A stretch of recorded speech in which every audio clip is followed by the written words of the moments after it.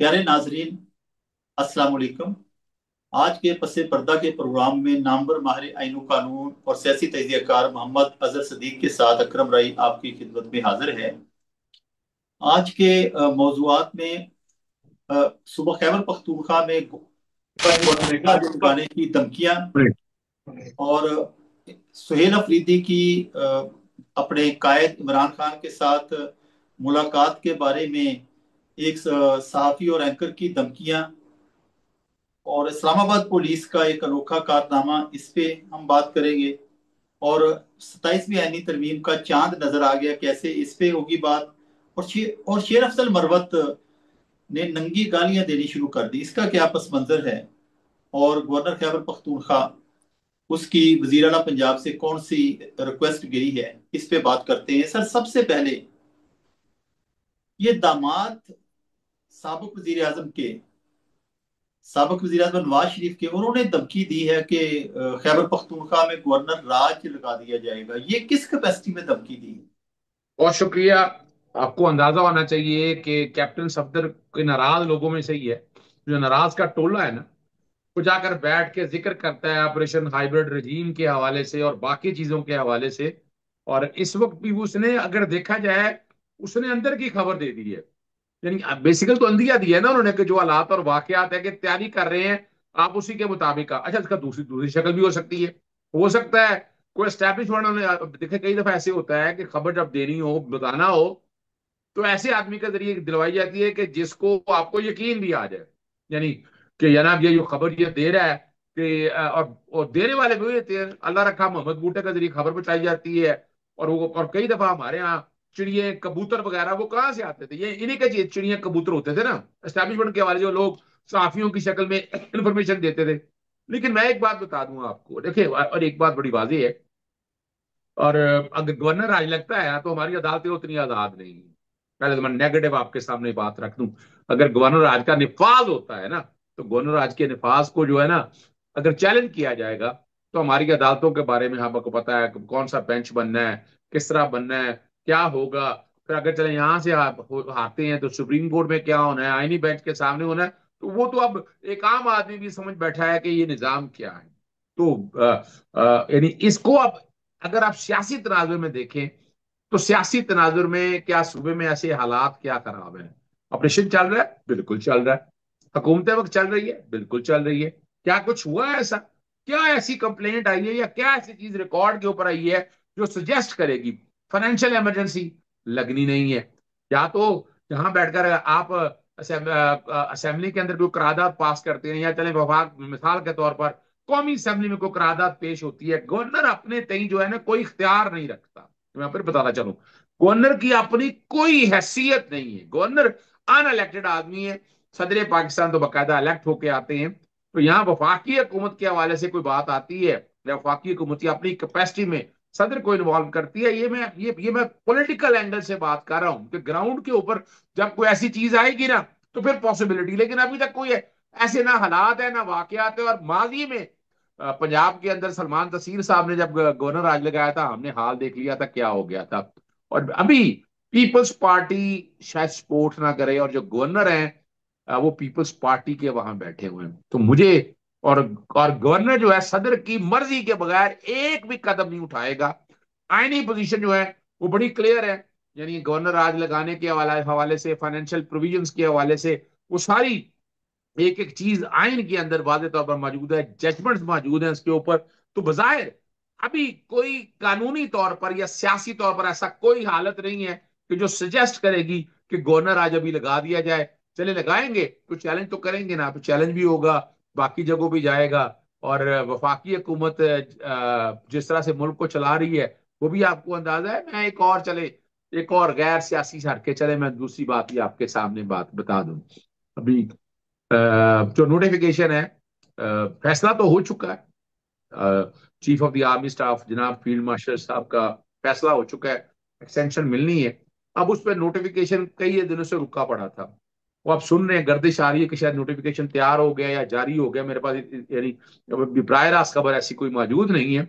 और उसके अंदर इन्होंने अपनी मर्जी को डालना चाहिए, वो मर्जी नहीं मानी जाएगी, ना मानी गई होगी या होगी, या ऐसा होगा तो वो तो अब जो है ना, मुझे नहीं नजर आता। मैंने आपको कहा था नवंबर के बाद हालात तब्दील होते नजर आ रहे हैं। फिर मैंने आपको ये भी बताया था कि सुहेल अफरीदी के हवाले से देखिए इलेक्शन बड़ा स्मूथ तरीके से हो गया है। मुझे नहीं नजर आता कि गवर्नर आज किसी तरह से भी लगेगा। इलेक्शन तो सर स्मूथ तरीके से हो गया, लेकिन सुहेल अफरीदी के खिलाफ बरसरे इक़्तिदार ग्रुप और एस्टेब्लिशमेंट को ये शिकायत हो सकती है कि उन्होंने जितनी जोरदार सियासी मुहिम शुरू कर दी है, जितने बड़े बड़े जलसे करने शुरू कर दिए हैं, तो क्या कहीं ये उसका रद्द अमल तो नहीं है जो कैप्टन सफदर के जरिए जवाब दिया गया है कि सुहेल अफरीदी अपनी हदूद में रहकर बात करो, ये ना बड़ी बातें ना करो। अच्छा, मैं फिर इसी का बड़ा सादा सा जवाब दे दूं मैं आपको। देखिए, खैबर पख्तूनख्वा के अंदर तो जब भी जलसे है वो अलग बात है, अली मीन गंडापुर जलसे उस तरह नहीं करते थे। तो आपका अपना सूबा है, इंतजामिया आपकी अपनी है, जलसे जुलूस तो आपको कर, आप रोक ही नहीं सकता ना, वफाक तो इंटरफियर नहीं कर सकता इस सारे मामले के अंदर, क्योंकि ये अमनो अमन का मामला जो है ये सूबाई सब्जेक्ट है। तो मैं उसको इतना बड़ा एलिमेंट नहीं समझ रहा कि आप अगर हाँ, जिस दिन आप खैबर पख्तूनख्वा से बाहर निकलेंगे फिर कोई सवाल पैदा होगा। तो खैबर पख्तूनख्वा के अंदर ये मोटिवेशन मोबिलाइजेशन ये जरूरी थी करने की, और ये जरूरी है इस वक्त। और जो मैं आपके सामने बार बार कह रहा हूं कि नवंबर जो है वो सितंबर आपको पता है, सितंबर आपने देख लिया सारा। नवंबर के बाद हालात जो है वो किसी करवट बदलेंगे, और आपको अंदाजा भी हो जाएगा। और जो आप 27वीं तरमीम पे जब कहानियां मेरे से सुनेंगे तो मैं आपको वो भी बताता चलूंगा। सर, मैं मैंने धमकी की बात इस तनाजर में की है कि 2-3 रोज कबल वजीर आजम के बशीर राणा सनाउल्लाह ने कहा था कि सुहेल अफरीदी की अपने कायद इमरान खान से 2-3 रोज में मुलाकात हो जाएगी। तो इससे मुराद ये थी कि सोमवार मंगल को मुलाकात हो जाएगी। लेकिन आज मनीफ फरूक ने कहा है कि ऐसी की तैसी सुहेल अफरीदी की कोई मुलाकात नहीं होगी। यानी वजीर आजम का बशीर कह रहा है कि मुलाकात करवा दी जाएगी, और मनीफ फारूक अल मारूफ मुन्ना ये कह रहा है कि ऐसी की तैसी सुहेल अफरीदी की कोई मुलाकात नहीं होगी। ये सर क्या ये कि ना जुबान है। अगर इस जुबान दराजी पे केपी असम्बली की इस्तेहकाक कमेटी मुनीफ फारूक को तलब कर ले तो इसके खिलाफ क्या वो कार्रवाई कर सकती है?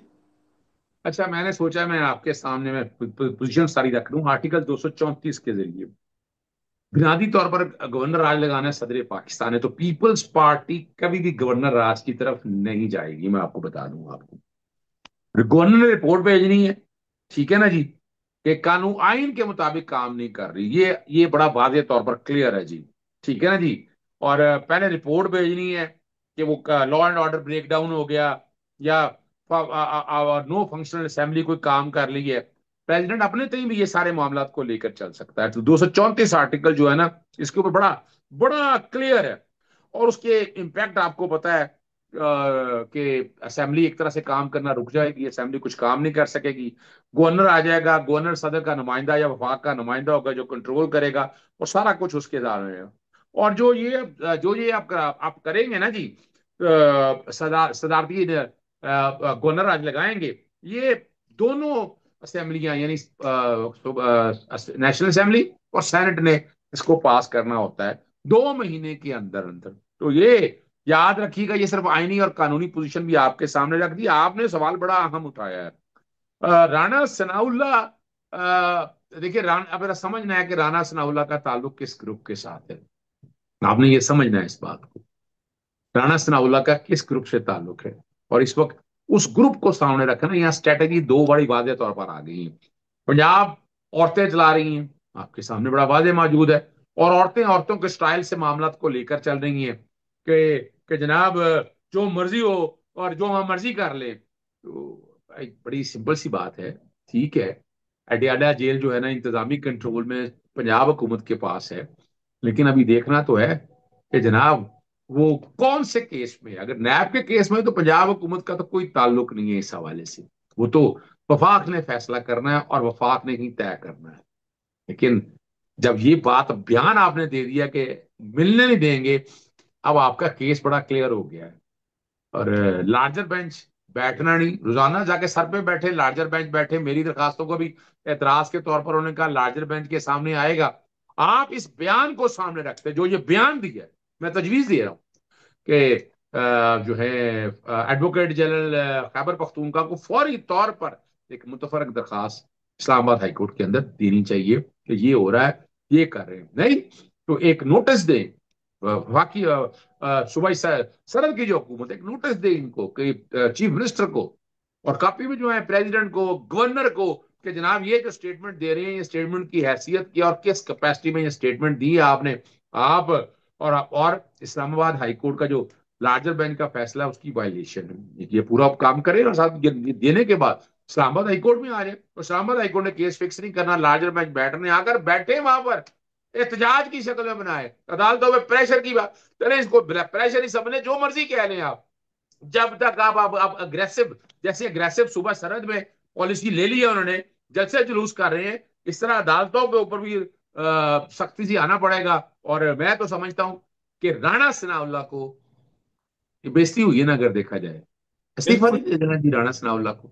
यानी बिल्कुल है। यानी अगर देखा जाए, ये चपेट मारी है ना, किसने चपेट मारी? एक छोटी वजीर ने चपेट मारी, जिसको पाला पूसा जिस तरह मर्जी बढ़ा कराया, तो ये तो बेइज्जती है। अगर देखा जाए तो राणा सनाउल्लाह की बजाय तो ये शहबाज शरीफ की बेइज्जती है ना, अगर देखा जाए तो शहबाज। और बात फिर वही आ गई है। तो अब सुहेल अफरीदी साहब ने कहा था, जब पूछा था सुहेल अफरीदी ने ओपन जलसे में कह दिया कि शहबाज शरीफ ने कहा मैं पूछ के बताऊंगा।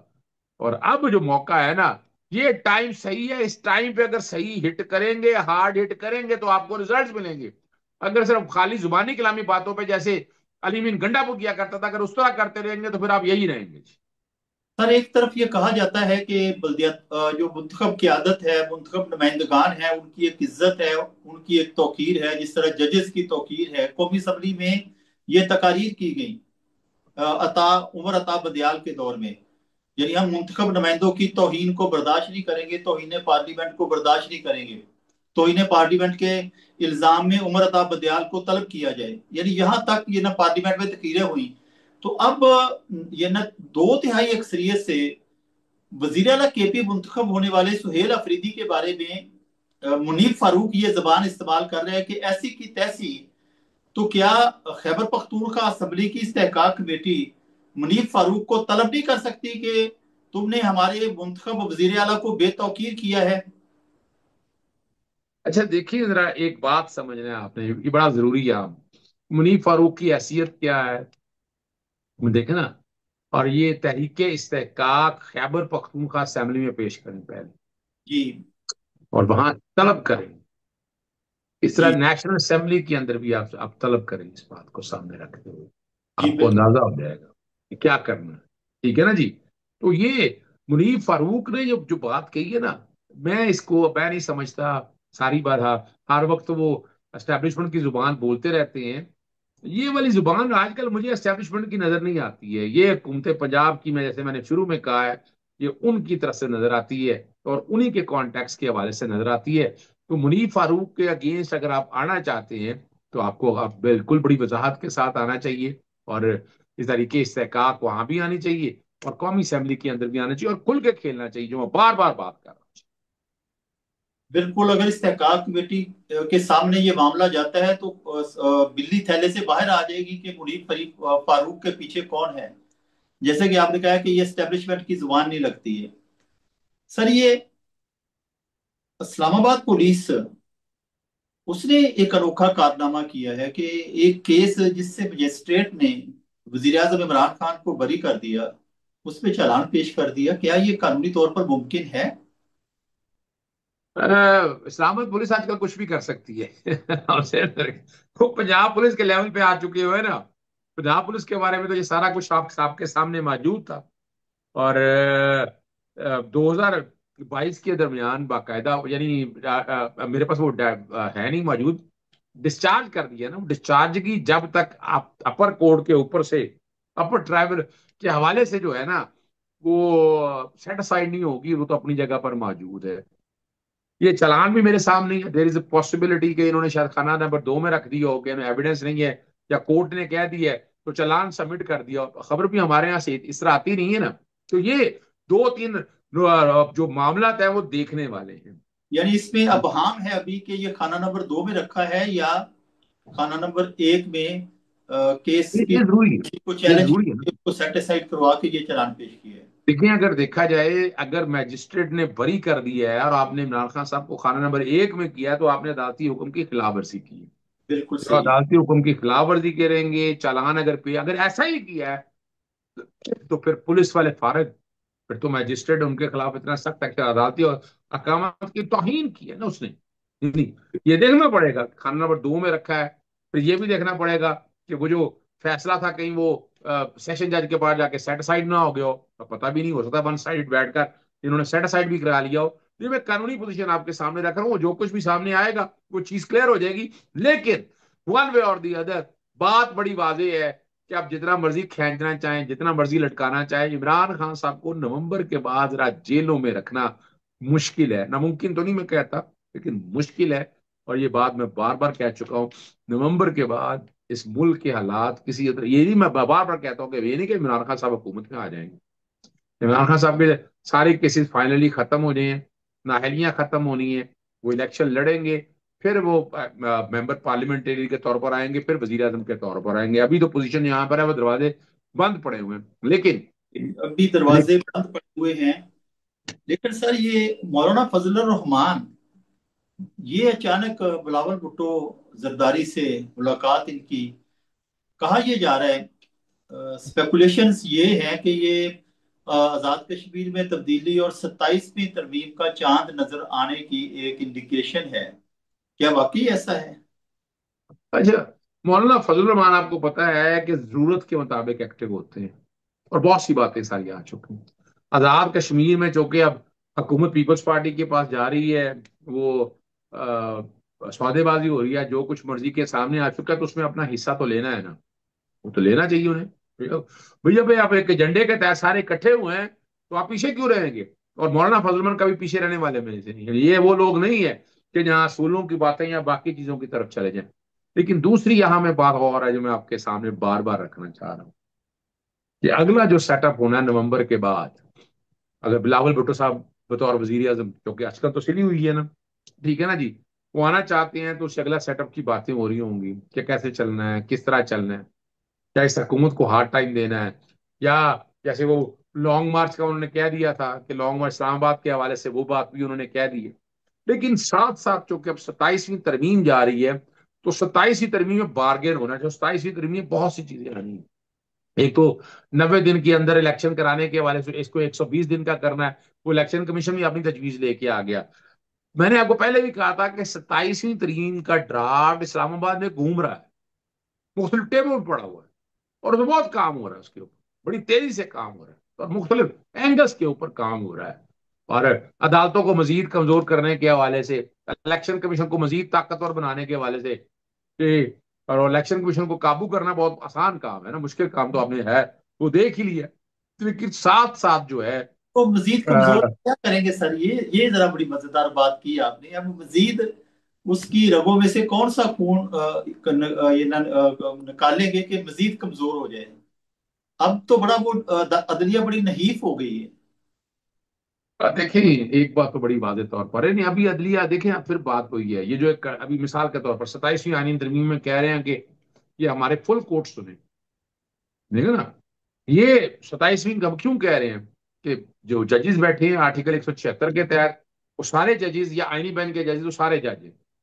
अब इनको अलहदा करना है, यानी सुप्रीम कोर्ट को एक एपेलेट कोर्ट के तौर पर बना देना है, एक सिविल कोर्ट के ऊपर बैठी होगी, सिविल कोर्ट या फौजदारी कोर्ट के ऊपर कोर्ट बैठी होगी। जो कॉन्स्टिट्यूशनल मैटर है ना, वो सारे वो जा ही नहीं सकेंगे। अभी तो फिर रास्ता मौजूद है ना। और जो हम लड़ रहे हैं, तो ये कमजोरी अब करनी है कि इसको बिल्कुल अलहदा कर देना है। और फिर वो अपनी मर्जी के जजेस होंगे, करेंगे, देखेंगे। यानी ये जो बिल्कुल अलहदा करने की बात है ना, इस पे ऑलमोस्ट काम हो गया हुआ है। इलेक्शन कमीशन के हवाले से बड़ी वजाहत के तौर पर वो काम है। और अपना असेंबलियों को कर्टेल किस तरह से करना है, इनको तो पता नहीं चलेगा। आर्किटेक्ट तो पता है जो बना रहे हैं, वो इस आइन की शक्ल बिगाड़ के रख देना चाहते हैं, और वो शक्ल बिगड़ के आ चुकी होगी। और इस 27वीं तरमीम के बड़े खतरनाक हम सम्राट हैं। यानी आज 26वीं तरमीम अगर कोटे सेट असाइड कर दें, तो 27वीं तरमीम उन सब चीजों को कवर अप करेगी। या ये होगा कि ये 26वीं पे बहस चल रही होगी, 27वीं तरमीम टेक ओवर कर लेगी, और 26वीं और 27वीं तरमीम इकट्ठी सुनी जाएंगी। और 27वीं तरमीम में जो ये भाम रह भी गया है 26वीं आनी तरमीम के हवाले से, वो पूरा हो जाएगा। और फिर अदालत साड़ी मर्जी दी है। और सर अदालतें भी मर्जी की, पाकिस्तान बार काउंसिल भी मर्जी की, सुप्रीम कोर्ट बार एसोसिएशन वो भी उनकी मर्जी की। यानी कहा जा सकता है कि अब अदलिया को फतह करने के जितने लवाजमात हैं वो पूरे हो गए हैं। हांडी किसी भी वक्त जो है वो पक सकती है। वो देखिए हांडी तो पकी हुई है, मैं वैसे बताऊंगा आपको, यहाँ मिर्च मसाले डालने हैं। हांडी तो देखें वो उस दिन बना ली थी जब इमरान खान को माइनस कर दिया, पका ली, फिर सारे का सारा सिस्टम आपके सामने आपके पाँव में गिर चुका है, सिस्टम सारे का सारा। तो इस यानी मैं नहीं समझता कि इस हंडी में कोई दोबारा पकाने की जरूरत है या देखने की चीजों को सामने रखने की जरूरत है। तो आपके सामने सारा का सारा निजाम कमजोर हो चुका हुआ है, लोगों को नाउमीदी है। अरे और बस और याद रखिएगा, ये असल में अदलिया कमजोर होगी, पाकिस्तान कमजोर होगा, ये याद रखिएगा। और अपने चर्चिल ने ऐसे नहीं कहा था। चर्चिल ने क्यों कहा था, अदलिया मजबूत है तो पाकिस्तान मजबूत है, अदलिया कमजोर है तो पाकिस्तान कमजोर है, ये याद रखना है। आपका निजाम कमजोर है, सियासी जमातें कमजोर है। सियासी जमातें समझ रही है हमने इस तरह से कंट्रोल कर लिया, कोई कंट्रोल नहीं किया आपने। कल आपके साथ जो होगा वो वक्त बताएगा। लेकिन 27वीं तरमीम जो है, जो भी लाना चाहते हैं, चले फर्ज करें आप लाना चाहते हैं ना, इसमें पहले पब्लिक डिबेट शुरू कराएं, लोगों को इत्मीनान में ले, लोगों को पता चले, गली मोहल्लों में डिस्कस हो, सेमिनार हो इसके ऊपर। जैसे 18वीं तरमीम के लिए 9 महीने काम हुआ था, 26वीं तरमीम तो रातों रात सारा पास हो गया था। 18वीं तरमीम पे 9 माह काम हुआ और फिर उसके बाद 18वीं तरमीम की पैदाइश हुई। 9 माह वैसे भी एक फितरी वक्फा है। तो लेकिन जिस तरह 26वीं तरमीम आई और जिन्होंने पास की उनको भी नहीं पता था कि इसमें क्या क्या है। लगता ऐसे ही है कि 27वीं तरमीम भी ऐसे ही आएगी, और जिस दिन 3 बार के वजीर आजम पार्लियामेंट के इजलास में शरीक होंगे तो ये इस बात की अलामत होगी कि 27वीं तरमीम की पैदाइश होने वाली है। तो साहब ये सब बातें इररेलेवेंट है, ये मैं बताऊंगा आपको, ये सब बातें इररेलेवेंट है। फैसला साजों ने फैसला कर लिया हुआ है, बस उसको एक आइन की किताब के अंदर ओ, होता नहीं वो चेपियां लगाना, आइन लिखा हुआ है और उसमें चेपियां लगाई जाएंगी अब। ठीक है ना जी, अपनी मर्जी के आइन को इस तरह बदला जाएगा कि आप सब आंखें खुली की खुली रख जाएंगे और अदालतें अपनी बेबसी पे रोएंगी। और ऐसी अदालती निज़ाम जो है ना, वो पाकिस्तान के लिए बड़ा नुकसान है। सर कभी होता था कि अदलिया की आज़ादी का मुहाफ़िज़ बार कौंसिलों और बार एसोसिएशन को समझा जाता था। अब तो अदलिया बार एसोसिएशन ये एक पेज पे हैं, और उनकी तरफ से तो मुबारकबाद भी 26वीं तरमीम पे दे दी गई है सुप्रीम कोर्ट बार एसोसिएशन के नए सदर की तरफ से। तो इसका मतलब ये है कि अब तो मज़ाहमत की आवाज कोई भी नहीं उठने वाली। तो इससे मजामत की आवाज उठ रही उसी दिन ही है जब आप चीजें सारी उठाकर लाग जाएंगे। ठीक है ना जी, बड़ी वजाहत के साथ बताऊंगा। मजामत की आवाज जब अवाम उठेगी उठेगी। अब अगर आप कहें कि इधर से आसपास से उम्मीदें हो, तो वो तो मैं आज से नहीं कह रहा, वो तो मैं 2022 से कह रहा हूँ। जिस दिन अवाम उठेगी वो ही मजामत होगी। बाकी ये किसी एक तबके से या किसी एक फिरके से ये मुजाहमत का कोई असर ही नहीं होना। आपने देख लिया पाकिस्तान तहरीक इंसाफ के कारकुनों के साथ क्या हुआ, तहरीक लबैक पाकिस्तान के कारकुनों के साथ क्या हुआ। और इसी तरह से तो कश्मीर में लोग उठे तो रिजल्ट मिला ना। यहाँ तो उठने नहीं दिया गया ना। और यहाँ एक ताकतवर जो है वो मौलाना फजलुर रहमान, लेकिन मैं नहीं समझता कि वो उस तरह बाहर निकलेंगे। बिल्कुल ठीक कहा आपने। सर ये आखिर में गवर्नर खैबर पख्तूनख्वा को ये खत लिखने की जरूरत क्यों पेश आई मुंतखब वजीर आला के होते हुए, कि उन्होंने सीएम पंजाब मोहतरमा मरियम नवाज को ये खत लिखा है कि पंजाब से केपी को गंदम की तरसेल में जो रुकावट है उसको दूर किया जाए। देखिए, एक बात तो हम सबको समझनी है और वो बहुत जरूरी है समझने के लिए, बहुत जरूरी है। यहाँ जो है ना, पीपल्स पार्टी जो है वो बताना चाहती है कि ग्राउंड पे हम हैं। हम इस गवर्नमेंट को हार्ड टाइम दे रहे हैं। अब आवाम का दर्द है हमारे दिल में, वो ये बताना अब चाहती हूँ। बिल्कुल बिल्कुल ऐसा ही, दर्द कितना क्या वो आप लोगों को अंदाजा है, हमें कहने की जरूरत नहीं है। लेकिन एक मैं बात बता दूं आपको, चूंकि मैंने बैन सूबाई तरसील के हवाले से मुर्गी के गोश्त के ऊपर मैंने, इन्होंने पाबंदी लगा दी थी। यानी पंजाब से बाहर नहीं जाना, बलूचिस्तान में नहीं जाना ना, कि सबसे ज्यादा जो पैदावार है वो पंजाब के अंदर होती है। और डॉक्टरों ने पब्लिक ट्रस्ट को सामने रखते हुए पूरे पाकिस्तान का हिस्सा है, जैसे पानी पे हिस्सा है, फसलों पे हिस्सा है, जमीन जो है ना वो सारी साझी ही है। जी तो ये बिल्कुल। गंदम की तहसील भी जो है ना उनका हक है, खैबर पख्तूनख्वा का हक है। ये नहीं है पैदा हम करते हैं तो उनको नहीं देना हमने। अब अगर हम इन चीजों की तरफ पड़ गए तो फिर कल क्या होगा, बिजली का, पानी का, गैस का, इतने मसाइल आपके लिए पैदा हो जाएंगे, आपको संभाला नहीं जा सकेगा। हमें होश के नाखून लेने हैं। और मैं जो खत लिखा है वो बिल्कुल ठीक लिखा है। इस पे खैबर पख्तूनख्वा की असेंबली को भी अपने अंदर करारदाद पास करनी चाहिए, और इंतजामी तौर पर इस मामले को मैं समझता हूँ काउंसिल ऑफ कॉमन इंटरेस्ट में भी ले जाना चाहिए। काउंसिल ऑफ कॉमन इंटरेस्ट में भी इस मामले को लेके जाना चाहिए कि ये जो गंदम है, गैस है, बिजली है, ये सब आवाम की ज़रूरियात के लिए है। इन पर कोई सुबह पाबंदी लगाएगा तो बड़े मसाइल पैदा हो सकते हैं। मोहतरम मोहम्मद अजहर सिद्दीक साहब के इसी तबसरे के साथ आज के प्रोग्राम से इजाज़त चाहते हैं। हमारे प्रोग्राम को लाइक कीजिए, शेयर कीजिए, सब्सक्राइब कीजिए, ताकि ये आवाज़ जो अवाम के मफाद में उठ रही है दूर तक पहुंच सके। इजाजत दीजिए। अल्लाह हाफिज।